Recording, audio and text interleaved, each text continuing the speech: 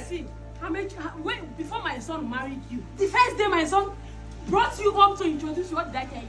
That you wanted a male child. I have how many girls? Right. I have 5 girls. And Mandy, you have given me the first one, female. You have given me the second one, female. What? So what am I going to do with them? Mama, please, what am I going to do with them? Stop this.